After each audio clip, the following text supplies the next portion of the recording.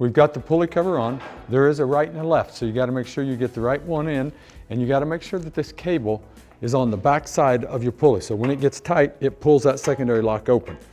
Now you're going to line up your holes. We have some little self-tapping screws that you're going to put in the pre-drilled holes, and then go ahead and screw them into place. We have a pre-drilled hole on the cover, and then inside on the bracket there is a hole. So all you got to do is line them up and then put in your caps.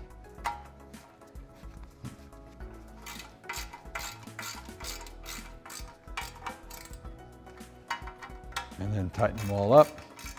If you'd prefer, you can have a drill with a 1/4 inch bit on the end of it, because these are self-tapping, and use that and it'll work a little easier getting them lined up. But then you've got your pulley cover attached, your pulley's on the outside of the cable's on the outside of the pulley, you're ready to go. We're going to repeat the same process on all the other 3 posts.